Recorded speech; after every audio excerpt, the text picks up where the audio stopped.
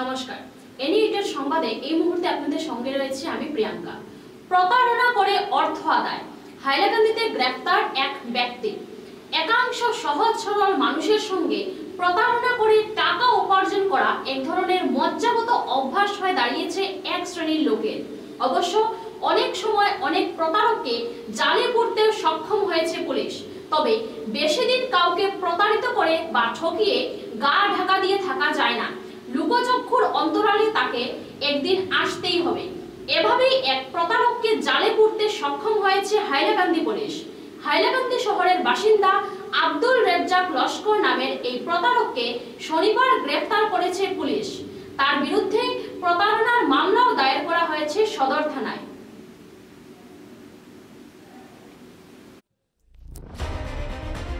প্রতারণা করে অর্থ সংগ্রহ, হাইলাকান্দিতে গ্রেপ্তার এক ব্যবসায়ী। একাংশ সহজ সরল মানুষের সঙ্গে প্রতারণা করাই এক শ্রেণীর লোকের পেশা হয়ে দাঁড়িয়েছে, আর প্রতারণা করে অর্থ উপার্জন করা এক প্রকার ব্যবসায় পরিণত হয়েছে। অবশ্য অনেক সময় অনেকেই প্রতারকের খপ্পরে পড়ে মাথায় হাত দিয়েছেন, তবে প্রতারকদের দিনও যে একদিন ফুরিয়ে যায় এটা বলা বাহুল্য। এবার একইভাবে প্রতারণার শিকার হাইলাকান্দির একাংশ ব্যবসায়ী। প্রতারণার জালে ফুসলিয়ে বিভিন্ন লোক থেকে অর্থ সংগ্রহ করে অবশেষে পুলিশের জালে হাইলাকান্দির একজন ব্যক্তি। শনিবার হাইলাকান্দি পুলিশ গ্রেপ্তার করে আব্দুল রজ্জাক লস্কর ওরফে রিঙ্কু নামের এক প্রতারককে। জানা গিয়েছে একটি ব্যবসায়িক প্রতিষ্ঠান খোলার জন্য বিভিন্ন ব্যক্তিকে অংশীদার করছিল ওই লোকটি, আর অংশীদার করে টাকা সংগ্রহ করছিল বলে হাইলাকান্দি শহরের বাসিন্দা আব্দুল রেজ্জাক লস্করের বিরুদ্ধে গুরুতর অভিযোগ উত্থাপিত হয়। মূলত আব্দুল রেজ্জাক লস্কর হাইলাকান্দি শহরের লালা রোডে আফটার ডার্ক নামে একটি বারের স্বত্বাধিকারী, আর বারটি চালু করার সময় বিভিন্ন ব্যক্তিকে অংশীদার করে টাকা সংগ্রহ করেছিল। বর্তমানে আফটার ডার্ক বারটি অন্য এক ব্যক্তির কাছে বিক্রি করার প্রস্তুতি নেন আব্দুল রজ্জাক নামের ওই প্রতারক।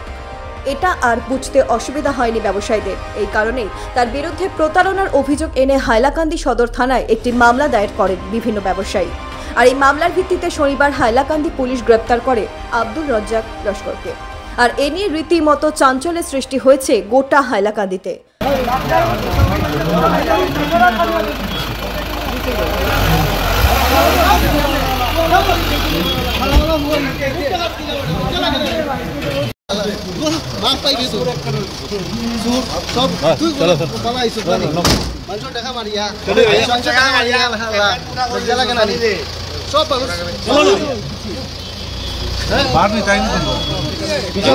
আপনার কি কারণে অ্যারেস্ট করা হয়েছে? আপনাকে কি কারণে আপনার অ্যারেস্ট করা হয়েছে? আপনি কক না কি কারণে আপনার অ্যারেস্ট করা হয়েছে?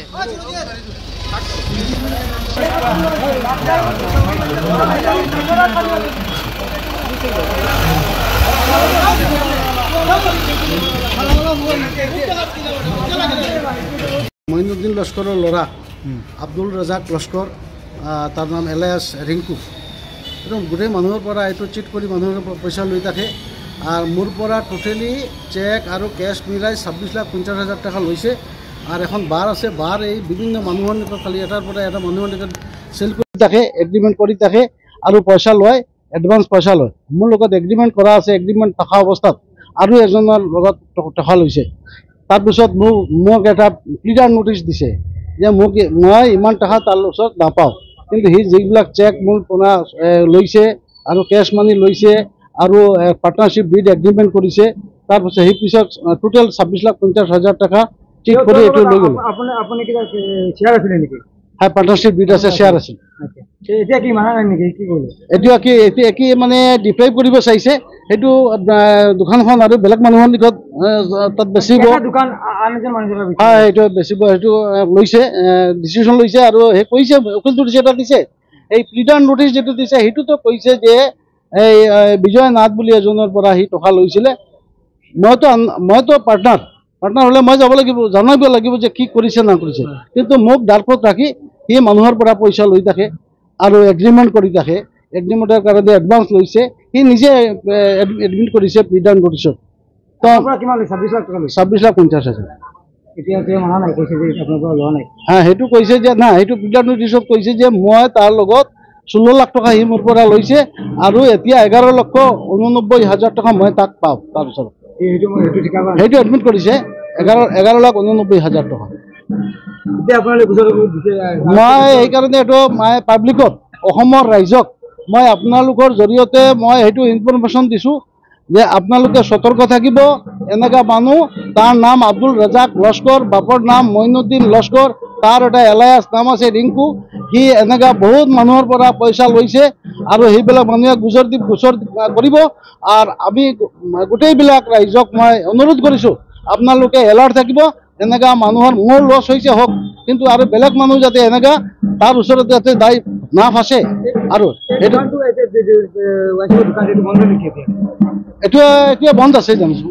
সেইটো এক্সাইজৰ কি কৈছে, 1 বছৰৰ পৰা ৱাইন শ্বপত কোনো মাল বন্ধৰ পৰা মাল লোৱা নাই। 1 বছৰ কাল্টি ফাল্টি কৰি চলি আছে। 1 বছৰ কোনো বন্ধৰ পৰা মাল উঠোৱা নাই। 1 বছৰ হৈছে বোৱা কাম কৰি আছে, ইনলিগেল কামত ইনভলভ আছে। আজি মানে আমি থানাত আহিছোঁ সবাই মিলি। মোৰ নাম নয়ননাথ গগৈ, মই ইয়াৰে বাসিন্দা।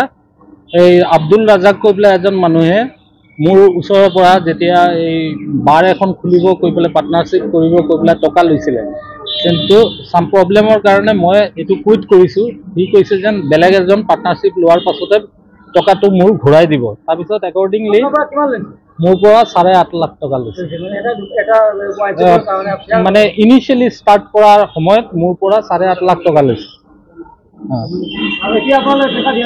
এতিয়ালৈকে সি যেতিয়া মই কুইট কৰিছোঁ যেন মই বিজনেছটো নকৰোঁ, কৈ পেলাই ৱাইন শ্বপৰ বিজনেছ নকৰোঁ, তেতিয়া সি কৈছে যেন মই আৰু এজন পাৰ্টনাৰ পালে আপোনাৰ টকাটো ঘূৰাই দিম।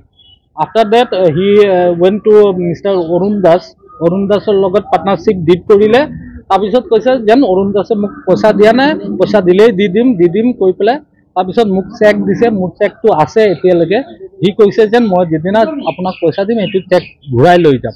এতিয়া মোক মেছেজ কৰে, মোৰ ৱাইফকো মেছেজ কৰে, আপোনালোকে একোবা কৰিব পাৰিলে কৰি লওক, মই চাই ল'ম, আপোনালোকে ক'ত যাব পাৰে, গুৱাহাটী যাব পাৰে। প্লাছ এইটো ব্লেকমেইল কৰি আছে আৰু আজি দিব কালি দিব হৈ পেলাই এইবিলাকৰ চব প্ৰুফ আছে আমাৰ তাতে, হোৱাটছআপ হেৰি আছে। আমি এইটো ৰাইজৰ তাতে কওঁ, সি এতিয়া বোলে গুৱাহাটী আকৌ খুলি আছে, কি বিজনেছ কৰি আছে আৰু ৱাইন শ্বপ খুলিব কৈছে। মই ৰাইজৰ তাতে এইটো আহ্বান কৰিম যেন তাৰ নামটো Rinku. He is one of the international মানে ফ্ৰড হয়। আপোনালোকে ৰাইজে তাক চাব নিজৰ জৰিয়তে, আৰু আপোনালোকে যেন কোনো মনিটাৰী ট্ৰানজেকশ্যন আপোনালোকে নকৰিব, সেইটো কাৰণে মানে আহ্বান জনাইছোঁ। Bureau report, NE8 news.